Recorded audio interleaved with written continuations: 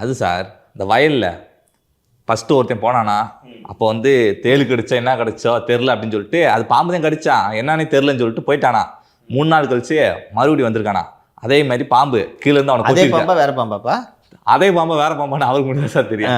அதே பாம்பு தான் நினைக்கிறேன். கொத்திருக்கான் பார்த்துட்டானா. ஐயோ பாம்புட்டானா செத்து போயிட்டானா. பார்த்தியா? 3 நாளா சாகாதவே அன்னைக்கு கத்துனோன்னு செத்து போயிட்டானா சார். என்ன சொல்கிறேன், சீமான் காரில் போகும்போது ஒரு 4-5 பாம்பு உள்ளே தூக்கி போட்டு பதறாம இருந்தேன்னு பார்க்கணும் வேடிக்கை.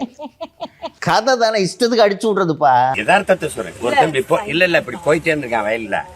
அவன் கீழே போகும்போது ஒரு துண்ண துவாரத்துல பாம்பு இருந்து அவனை கடிச்சுட்டு என்னமோ கடிச்சிருச்சு கர்மம்னு விட்டுட்டு 3 நாளா போய் அவன் பாட்டுக்கு இருந்திருக்கான். திருப்பி அடுத்து 3 நாள் கழிச்சு அந்த இடத்துல போகும்போது அந்த பொத்துல பாம்பு அப்படி நின்று இருந்தது.